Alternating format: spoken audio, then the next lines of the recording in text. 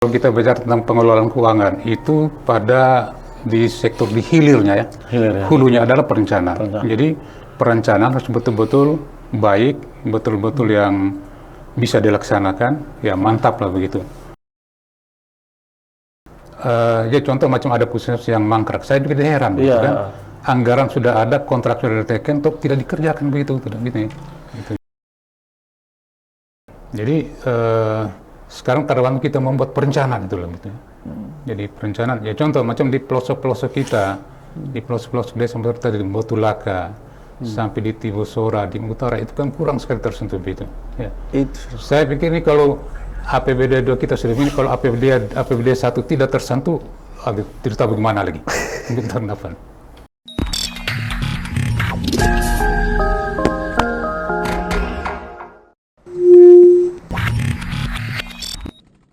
Halo Sobat Milenial, bersama saya lagi Muhammad Ibrahim Boraka MSPR di podcast Positive Room di Millennial Spirit Channel. Edisi kali ini saya juga kedatangan tamu, masih saya panggil kakak sebenarnya, tapi kebiasaan di rumah panggil om sebenarnya ini kalau jalan keluarga saya panggil kakak. Ini punya reputasi yang sangat cukup mentereng di birokrasi Kabupaten Ende, pernah menjabat Kepala Dinas Koperasi, pernah menjabat Asisten Administrasi Umum, pernah menjabat Kepala Keuangan Daerah, sekarang pernah menjabat Badan Pengelolaan Keuangan Daerah, dan pernah PLT Sekda Kabupaten Ende. Dan juga terakhir ini saya mendapat isu kalau beliau juga diberi mandat di akhir masa istirahat birokrasi, diberi mandat menjadi Ketua MUI Kabupaten Ende. Saya langsung menyapa saja kakak saya, mungkin abang saya, terus saya panggil om juga sering, abang Pak Haji Abdul Syukur yang sekarang menjabat sebagai Ketua MUI. Apa kabar om? Alhamdulillah, baik, sehat. Sehat, om. Alhamdulillah. Nah, ini saya, Sobat Milenial, saya mengundang, ini ada banyak, karena beliau banyak menjabat, jadi kayaknya di sini saya omongnya banyak ini. Ada sebagai Ketua MUI juga mungkin, yang mungkin belum pernah melaksanakan kegiatan, mungkin baru dilantik kemarin, terus berikutnya dengan masa-masa kerja yang kemarin. Om, kira-kira setelah jadi Ketua MUI, om, apa pakai topi haji terus kemana-mana, atau gimana? Ya, insya Allah kita terus. Insya Allah. Setelah dimandat Ketua MUI, terus kira-kira om, apa saja yang kira-kira akan dipersiapkan untuk Majelis Ulama Indonesia setelah om dilantik menjadi Ketua MUI? Ya baik, terima kasih. MUI, Majelis Ulama Indonesia ini adalah sebenarnya dia mengembangkan dua misi pokok, ya, atau dua platform, yaitu ya sebagai pelayan umat dan sebagai mitra pemerintah. Gitu. Setelah diberi mandat itu kira-kira om merasanya bagaimana setelah kita pensiun, setelah kita santai di rumah, mungkin lagi mau jaga cucu, lagi kumpul dengan keluarga, istri, tiba-tiba dikasih mandat, kira-kira om merasa? Ya, namanya mandat kita terima saja, insya Allah terima, tapi di samping itu dalam perjalanan waktu nanti ya kita harus bisa menyiapkan kader-kader yang untuk kelanjutan MUI ini. Kelanjutan MUI baik gitu. Nah, ini karena saya mungkin kalau berbicara MUI lebih jauh, mungkin kan kita belum nih om, baru persiapan pelantikan menjadi Ketua MUI Kabupaten Ende. Tapi ini saya mau dengar isu-isu yang ke belakang ini kayaknya. Selama menjabat birokrasi ini kan om banyak sekali ya menjabat di posisi penting di birokrasi di Kabupaten Ende. Tentu kan banyak informasi, isu politik, isu bagaimana pengelolaan keuangan daerah mungkin yang lebih fokus ke sana. Kira-kira menurut om selama om menjabat pengelolaan keuangan daerah seperti apa kira-kira? Ya, sebenarnya kalau kita bicara tentang pengelolaan keuangan daerah, kan untuk supaya bisa ada uang, ya bisa ada uang kan berarti kita harus tempuh mulai dari adanya aturan-aturan, kemudian ada persetujuan dewan, ya. Setelah itu dalam bentuk dokumen, setelah dokumen baru dilaksanakan gitu. Ya. Nah, jadi mekanisme siklusnya itu sudah ada, tinggal kita jalan aja di situ. Jalan. Ya. Berarti memang sistemnya sudah dibuat, sudah ada. Tinggal kita melakukan prosedur-prosedur yang sudah diatur di sistem itu. Ya.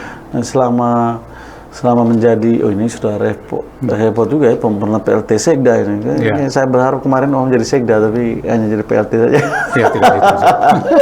Tapi tidak apa, namanya garis tangan. Nah, terus Om, selama menjabat sebagai birokrasi, menurut Om tantangan yang paling berat?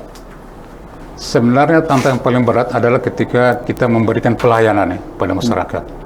Ya, masing-masing kan institusi manapun, ada sekarang OPD mana kan, dia mempunyai customer sendiri. Punya pelayanan. Ya, kita tinggal bagaimana mengoptimalkan itu dengan dana, tenaga, power yang ada, kita bisa memberikan pelayanan kepada masyarakat pelanggan kita itu. Berarti sederhana saja. Itu berarti kita bagaimana kita bisa mengoptimalkan kita, istilahnya membaktikan diri kita untuk bagaimana kita bisa memberikan pelayanan terbaik untuk masyarakat dan pelanggan konsumen dari dinas-dinas terkait. Nah, terus Om, selama kerja lebih lama di dinas mana? Saya kebetulan itu hampir rata-rata 5 tahun. Jadi saya sebelum di Dinas Koperasi, saya pernah di Bapeda, sampai Kabak Ekonomi itu sekitar 5 tahun. 5 tahun. Kemudian di Dinas Koperasi 5 tahun, setelah itu masuk di keuangan 3 tahun. 3 tahun. Ya, satu setengah tahun. Kemudian pindah menjadi asisten Sekda 3 tahun. Terus kembali lagi ke keuangan 3 tahun lebih. Udah. Kayaknya pengalaman birokrasi kayaknya sudah tidak perlu diragukan lagi. Saya dengar kemarin isu juga Om mau diminta juga jadi wakil bupati nih kayaknya, atau bupati juga nih kayak di periode 12. Isu saja sih Om sebenarnya. Semoga saja ya adalah langkah untuk ke sana. Terus Om, saya mau tanya, kira-kira kesusahan apa ya, kita ini kan melihat ya, END ini sepertinya kalau kita melihat dari kacamata pribadi saya untuk melangkah maju ini kan sebenarnya maju juga, tetapi lebih banyak kita merehabilitasi yang sudah ada, seperti jalan yang rusak kita perbaiki lagi. Jadi anggaran-anggaran itu hanya berputar di situ-situ saja. Karena menggerakkan ekonomi UMKM juga kurang. Pengelolaan keuangan daerah model seperti apa yang sebenarnya harusnya Om bisa berpikir untuk END, kira-kira bisa membuat END ini lebih maju lagi di bidang ekonomi, atau terus juga dengan UMKM itu, kira-kira pengelolaan seperti apa? Ataukah karena memang terlalu namanya pengelolaan daerah, otomatis pemerintah dengan legislatif dengan eksekutif harus saling berbagi. Kira-kira menurut Om yang menjadi kendala paling berat sehingga END bisa susah untuk pembangunan yang lebih maju gitu kira-kira? Ya, sebenarnya kalau kita bicara tentang pengelolaan keuangan itu pada di sektor di hilirnya hulunya adalah perencanaan. Jadi perencanaan harus betul-betul baik, betul-betul yang bisa dilaksanakan, ya mantap lah begitu. Jadi perencanaan tidak hanya muncul di tengah jalan atau sewaktu muncul, tapi harus perencanaan disiapkan betul matang.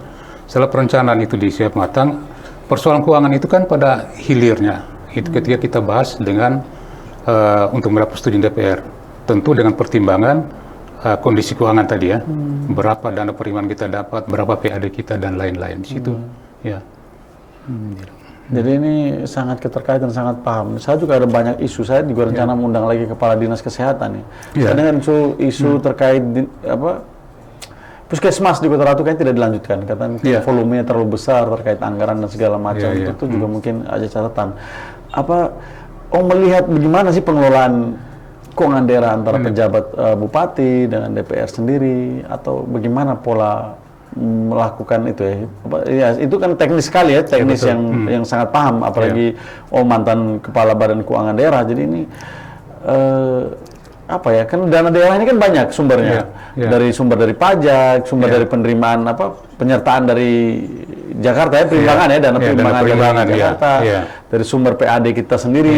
Nah, itu bagaimana cara supaya bisa menghitung itu menjadi fixed cost untuk pengembangan kabupaten? Gitu. Iya, jadi sebenarnya kalau dana-dana kita, dana APBD itu kan sumber terbesar dari dana perimbangan.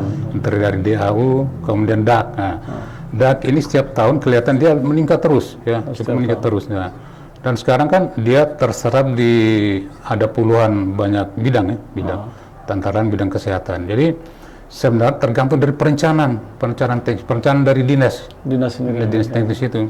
Apakah contoh macam ada puskesmas yang mangkrak, saya juga heran, kan? Anggaran sudah ada, kontrak sudah diteken, tidak dikerjakan begitu, gitu. Jadi. Ini kasus puskesmas di Kota Ratu itu? Iya, itu mangkrak itu, betul. Itu kan jadi temuan itu. Iya, betul. Kalau jadi temuan kan otomatis kan catatan merah untuk pemerintah daerah. Apalagi itu kalau menggunakan dana DAK atau dana DAW. Dana DAK, ya. Kalau dana DAK ini jadi perhatian pemerintah pusat. Betul, ya. Berarti kita dianggap tidak mampu mengelola dana-dana itu.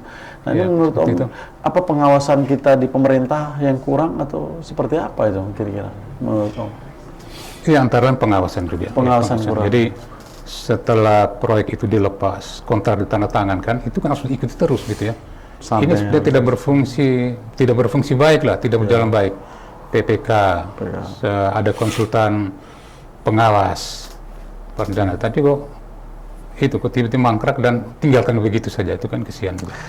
Saya Om mau ngajak Om datang ke sini karena mungkin Om sangat paham bagaimana sih cara alur proses keuangan daerah. Terkait saya juga melihat sekarang isu terakhir baru kemarin saya juga ada lihat video viral di desa apa itu mau ke danau apa? Danau Tiusura. Nah, Danau Tiusura juga ada lewat kali dan sekarang mereka lagi minta supaya buat jembatan. Ada kemarin SD yang buat video viral ke Presiden Jokowi untuk buat jembatan. Terus saya kemarin sampai ke desa Mbotulaka juga harus lewat sungai, tidak pernah ada jembatan. Kan kira-kira itu kan infrastruktur belum selesai. Belum lagi jalur selatan sampai ke Wolotopo, Ngalupolo, Reka, ke Kesewa, sampai ke Nila. Itu juga ini anggaran yang seperti apa? Kita punya APBD berapa Om kira-kira? Yang terakhir Om. Sekarang tapi sekarang APBD Daudak itu 1 triliun lebih sekarang ya. 1 triliun lumayan besar. Besarnya. Tapi terbesarnya sekitar 600-700 untuk biaya pegawai. Oh iya, untuk pembayaran fixed cost itu ya, yang dana rutin lah, belanja rutin. Ya, dana rutin. Jadi sekarang kadang kita membuat perencanaan itu loh, gitu. Jadi perencanaan, ya contoh macam di pelosok-pelosok kita, di pelosok-pelosok desa seperti di Mbotulaka, sampai di Tibusora, di Utara itu kan kurang sekali tersentuh itu. Ya. Saya pikir ini kalau APBD 2 kita sudah ini, kalau APBD 1 tidak tersentuh, tidak tahu bagaimana lagi. Mungkin tahun depan. Gitu. Makanya saya agak berpikir karena juga kan biaya belanja reguler ya, belanja yang sudah pasti itulah gaji pegawai dan operasional kantor, biaya apa segala macam. Nah ini kalau pemerintah tidak pintar mengelola itu, kita tidak bisa mendapat sesuatu apa ya, nilai tambah dari pekerjaan infrastruktur yang sudah kita buat. Paling infrastruktur yang ada itu kita hanya memperbaiki. Saya juga kemarin tuh bersyukur kalau pemerintah daerah bisa melakukan pinjaman daerah yang telah dibuka oleh Menteri Keuangan seperti di provinsi yang pinjam sampai dengan 1 triliun. Itu juga kebijakan yang diambil oleh pemerintah provinsi dalam hal ini Pak Gubernur yang melihat itu bahwa peluang. Kalau kita tidak mengambil kesempatan itu, kita tidak akan pernah bisa membangun. Kita bisa melihat bagaimana sih APBD kita yang sangat-sangat kecil kalau kita bandingkan dengan APBD kabupaten dan kota di Jawa yang ya jangan di Jawa lah, di Bali, di Lombok kan lebih besar dari kita di sini. Tapi kalau memang pemerintah daerah berani mengambil itu untuk pembangunan, kenapa tidak bisa? Dan skema bayar cicil yang murah pembalian itu. Menurut Om kemarin, apakah Om kemarin masih sampai ke situ skema pinjaman itu? Kalau pikiran ke arah itu ada, memangnya karena belum ada kebijakan yang jelas dari pusat sehingga kemudian kita sekarang melakukan pinjaman daerah, rencana pinjam daerah kan kita juga ada tren ikut-ikutan tuh, daerah lain ikut, kita ikut pinjam, tetangga ikut, kita juga pinjam. Nah sekarang kuncinya adalah bagaimana dana pinjaman itu digunakan se-efisien mungkin, gitu. Itu yang paling penting. Karena namanya dana pinjaman itu kan biasanya untuk membayar proyek-proyek yang sifatnya cost recovery, yang bisa menghasilkan kembali, membangun pasar, membangun jalan ke desa-desa itu gitu ya. Jadi yang paling penting adalah pemanfaatan dari dana pinjaman itu betul-betul tepat dan bermanfaat bantu banyak orang gitu ya. Kemudian juga dipikir juga pengembaliannya. Saya pikir, saya dengar informasi di media bahwa ini dalam 2 tahun bisa kembali gitu ya. Sementara kabupaten ini harus mempersiapkan dana cadangan untuk pemilihan umum pilkada dan lain-lain gitu ya. Itu juga harus dipikir baik itu gitu ya. Oke, ini menjadi catatan karena mengelola keuangan daerah sama seperti kita mengelola keuangan dalam rumah tangga. Ada suami, ada istri yang mengelola, ada bupati, ada eksekutif, ada legislatif yang harus sama-sama ada di situ. Saya takutnya ada konflik of interest antara dua pimpinan tinggi lembaga ini kan. Ini sama-sama punya kewenangan kebijakan untuk mengelola anggaran daerah. Jangan sampai seperti Om bilang tadi, kita pinjaman yang besar tapi takut membebani APBD di kemudian hari untuk pengembalian. Apalagi jangka pengembalian hanya 2 tahun. Apakah kita bisa tidak mengejar pengembalian 2 tahun? Jangan sampai ada aset-aset juga yang kita akan korbankan untuk pengembalian terhadap dana pinjaman itu. Nah, saya melihat, apakah Om melihat sekarang perkembangan ini seperti apa kira-kira dengan pembangunan di zaman Pak Bupati, kira-kira pembangunan kabupaten? Ya, saya lebih menekan pada aspek perencanaan ya. Perencanaan itu harus mantap betul. Ya.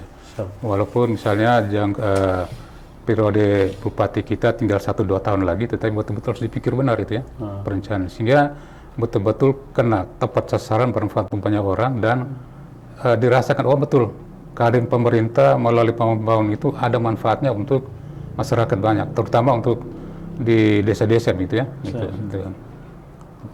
Ya, memang ini tantangan untuk jadi seorang pejabat. Mungkin orang melihat jadi pejabat itu enak, tapi sebenarnya punya tanggung jawab yang besar bagaimana bisa mengalokasikan anggaran. Ini poinnya kan paling banyak di mengalokasikan anggaran. Harusnya poin itu bisa diselesaikan dengan bagaimana dinas-dinas ini bekerja sebenarnya. Kepala dinas punya peranan penting untuk membuat rencana, renstra dan rensranya mereka untuk bagaimana supaya sampai benar-benar menyentuh ke masyarakat. Jangan sampai program yang kita kerjakan ini akhirnya mangkrak seperti puskesmas. Ada beberapa jalan-jalan yang mungkin saya juga pernah dengar di RPJMD visi misi membangun ruas jalan 5 ruas jalan paralel itu sampai sekarang kan belum direalisasi. Itu catatan berat untuk pemerintah kabupaten. Apakah sekiranya itu bisa direalisasi atau tidak ya? Mungkin ada alasan-alasan mungkin terkait dengan COVID mungkin, sehingga ada refocusing anggaran yang besar sehingga bidang-bidang terkait diambil untuk dibantu langsung kepada masyarakat. Tapi harusnya kan ini menjadi tanggung jawab kita bersama. Apakah kita bisa mengatur keuangan daerah untuk sesuai dengan pengelolaannya, kira-kira bagaimana, Tom? Ya, memang COVID itu memporak-porandakan perencanaan yang ada ya. Ya, termasuk pengalokasian anggaran sehingga perlu refocusing dan lain-lain gitu. Nah, kemudian saya lihat pemerintah MJ katakan begitu saat ini, saya angkat topi salut pada program pembangunan 5 ruas jalan paralel itu. Saya tidak tahu sekarang program sampai di mana, sudah jadi sudah semua atau bagaimana, tapi itu program yang bagus. Tinggal diikuti di samping 5 ruas jalan paralel itu bagaimana untuk bisa menyambung ke arah sana, kemudian bagaimana penganggaran dan lain-lain. Gitu. Ya, cita-citanya sudah baik sekali, sudah bagus. Cuman itu dengan terbentur dengan COVID tadi dan lain-lain yang memang. Ini ada catatan penting sebenarnya, Sobat Milenial juga tahu bagaimana kita mengelola keuangan daerah. Ini kan bagaimana Bupati dan juga DPR dalam hal ini bisa mengalokasikan anggaran supaya benar-benar bisa tersampaikan atau benar-benar mementingkan kepentingan rakyat di masyarakat. Apalagi kalau dinas-dinas itu bekerja tidak sepenuh hati, ini juga menjadi kendala dari pemerintah daerah. Karena apapun sebagai Bupati pun tetap dia tidak akan bisa bergerak banyak karena teknis yang sekali yang lebih tahu tentang keadaan di lapangan lah dinas-dinas terkait. Mungkin kita dinas peternakan maunya apa, dinas pertanian maunya apa, dinas-dinas terkait lah semua, dinas kesehatan maunya bagaimana. Mereka harus bisa bagaimana berkolaborasi dengan pemerintah daerah, dengan DPR dalam hal ini, ketika rapat RDP dan lain-lain supaya itu bisa diusulkan di Banggar untuk mengalokasikan anggaran sehingga itu bisa direalisasikan. Karena memang isu-isu terakhir memang kita sangat terlambat menurut orang dari kasat mata untuk pembangunan kita agak lumayan terlambat. Saya tidak tahu segimana yang kita bangun. Tapi kalau dari ekonomi ND lumayan cepat dari perputaran ekonomi di Kabupaten ND. Cuma dari segi pembangunannya agak kurang. Mungkin ini mungkin yang menjadi catatan kritis kita untuk pemerintah daerah seperti yang tadi Om sudah sampaikan juga. Kira-kira menurut pandangan Om, apakah ekonomi ini harus berbanding lurus dengan infrastruktur atau? Iya, betul. Jadi kalau kita bicara ekonomi ini kan dia kan tumbuh sendiri ketika infrastruktur itu baik. Jadi akhir-akhir ini pada Musrenbang pemerintah mengusung tema pertumbuhan ekonomi berbasis sektor unggulan tertentu ya. Ya sekarang sektor unggulan kita itu apa sebenarnya ND ini? Ya. Kalau pertanian mana berapa kontribusi terhadap PDRB dan lain itu juga dilihat baik. Gitu. Jadi ini menjadi catatan. Penting lah, kayaknya seperti juga di provinsi kita juga seperti itu. Ketika kita membicarakan APBD, otomatis kita harus membicarakan secara detail apa yang akan difokuskan. Contoh, Gubernur Victor Laiskodat dengan pariwisatanya menjadi prime mover, berarti kita bergerak ke arah sana supaya ini potensi untuk mendapat PAD lebih besar. Jadi infrastruktur menunjang pariwisata itu dikejar. Nah, harusnya di daerah juga seperti itu. Jangan sampai anggaran daerah banyak untuk kegiatan-kegiatan yang sifatnya mubazir. Dan saya berharap ya dengan adanya Pak Wakil Bupati sekarang bisa memberi support terhadap Bupati, memberi pemikiran, memberi ide-ide sehingga ini bisa lebih maju dan lebih baiklah ke depan gitu. Kita lihat sekarang Nagekeo begitu udah gencar dengan The Heart of Flores segala macam memberi saya mintanya supaya ini juga ada isu-isu seperti itu supaya kita bisa naik lah kita sedikit, tapi semoga saja ke depan. Menurut Om, kira-kira kita perlu dorongan seperti apa? Iya, jadi yang kita perlu pertama perencanaan yang jelas, jelas pasti. Kemudian pemimpin kita harus punya karakter yang kuat loh, gitu. Pemimpin harus punya wakai. Punya wakai, punya harus kuat begitu. Ya, kemudian jelas karena menyangkut dengan pemerintahan daerah ini adalah pemerintah dan DPR dua-dua itu harus melihat ND ini adalah satu kesatuan, satu kesatuan dan semua bekerja untuk kemaslahatan, untuk kemakmuran masyarakat ND, kabupaten ND. Harus dilihat di situ. Jangan lebih untuk melihat lebih kepentingan tertentu, kepentingan lebih spesifik, itu juga tidak boleh gitu. Gitu. Ini kayaknya ini catatan yang penting ya, bagaimana yang mempunyai peran atau pengambil kebijakan di kabupaten ini benar-benar harus lebih mementingkan kepentingan masyarakat dibanding kepentingan pribadi.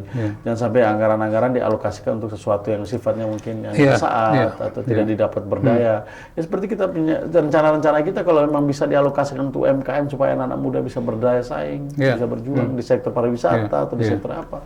Ini juga memberi reaksi kejut terhadap ekonomi, perputaran ekonomi di Kabupaten ND tentunya. Nah Om, saya mendengar juga Om ini akhir-akhir juga sibuk di dosen juga nih kayaknya setelah pensiun dosen di STPM. Kayak Om ambil dosen apa saja nih pengajaran? Ya, saya di STPM itu sudah 22 tahun ya, tahun 2000. Kalau saya masuk tahun 2000 dan setelah pensiun saya pikir saya mau dikurang, saya mundur, ternyata diberi mata kuliah lebih banyak lagi. Sekarang saya masuk 3 mata kuliah. Tapi mata kuliah yang saya isi itu mata kuliah yang terapan sifatnya, seperti ada sistem perpajakan, sistem perekonomian Indonesia, ada monitoring dan evaluasi pembangunan. Jadi sifatnya terapan semua begitu. Jadi benar-benar langsung ke teknis ini. Langsung ke teknis terapan itu teknis. Ini semua tentang ekonomi, tentang keuangan. Keuangan. Nah, berarti kalau seandainya kita melihat ekonomi dan keuangan, Om sangat fasih, sangat tahu bagaimana pengelolaan keuangan daerah harusnya, apalagi mantan pejabat di situ. Iya, insya Allah itu. Jadi intinya sebenarnya pemerintah harus dibuka mata, lebih peka tentang apa yang menjadi kebutuhan masyarakat. Kemudian masyarakat juga sekarang di era keterbukaan harus berani menyampaikan, kami butuh ini loh begini, kami butuh ini, kami mau yang seperti ini loh begitu, dan itu harus didengar. Ya, saya pikir kalau ini berjalan baik seperti itu, maka pemerintah tidak berat, tidak terlalu sibuk begitu, DPR tidak terlalu sibuk begitu ya. Itu nama aspirasi kan di situ sebenarnya. Gitu. Oke. Ya itulah, semoga saja apa yang diharapkan disampaikan oleh saya rasa kan Musrembang sudah sering perencanaan. Kita punya sistem sudah mantap. Sudah mantap ya. Tinggal bagaimana mengeksekusi saja sebenarnya. Eksekusi program-program yang diusulkan dari Musrembang Des, Musrembang Cam. Betul. Nah, itu semua yang menjadi catatan penting untuk pemerintah daerah. Karena mungkin ujung-ujungnya kan pasti ada lembaga yang akan memberi kredit poin terhadap pengelolaan keuangan daerah. Betul, ada surveinya.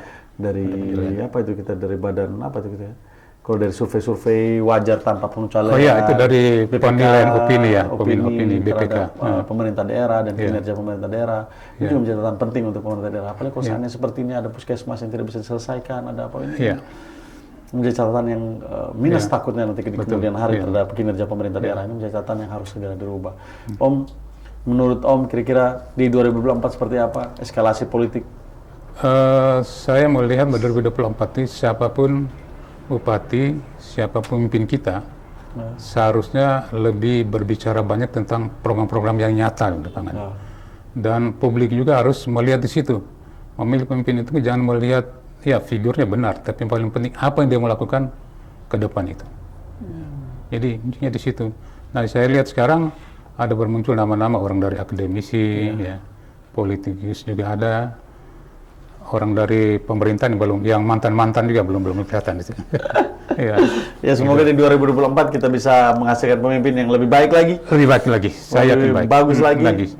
Ya, pokoknya ini sekarang sudah baik, kita tinggal kita tingkatkan lagi. Kira-kira sektor mana saja.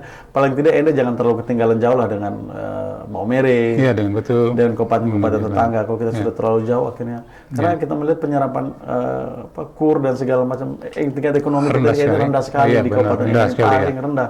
Apakah kurang sosialisasi dari pemerintah atau sektor ekonomi ini kurang disentuh atau seperti apa, ini agak ya mungkin catatan penting untuk pemerintah. Kira-kira Om, sebelum kita mengakhiri sesi, Om mungkin bisa ada pesan-pesan yang mau disampaikan untuk anak-anak muda atau mungkin untuk pemerintah daerah terkait END ke depan seperti apa? Iya, baik, untuk anak-anak muda, untuk kaum milenial sekarang istilahnya itu, ya harus berani menyampaikan gagasan, dan gagasan itu pasti muncul dari satu pengalaman, kajian yang mantap, dan itu harus disuarakan. Harus berani menyuarakan suatu kebenaran untuk kemaslahatan bersama, gitu ya. Itu. Kepada pemerintah juga begitu. Kan aturan-aturan kan sudah ada. Tinggal kita konsisten, konsekuen, dan bertanggung jawab apa yang mau dibuat. Itu saja. Siap. Terima kasih banyak nih, Abang, KE, Om juga. Saya panggil semuanya sudah hadir di sini bersama saya di podcast Positive Room di Millennial Spirit Channel. Walaupun obrolannya singkat karena ya tahu kan Bapak Pak Abdul Syukur sekarang lagi pakai topi haji dan segala macam, kan lagi momen puasa. Jadi ya sebentar lagi mungkin jalan-jalan mau beli tajil Om dengan anak. Jadi kita juga persiapan untuk yang lebih baik ke depan. Semoga mungkin Om kita ucapan puasa untuk keluarga atau apa? Iya, untuk umat Muslim sebagai ketua MUI. Ya, sebagai ketua MUI terpilih, walaupun kita belum berbuat apa-apa, saya ingin menyampaikan selamat menjalankan ibadah puasa.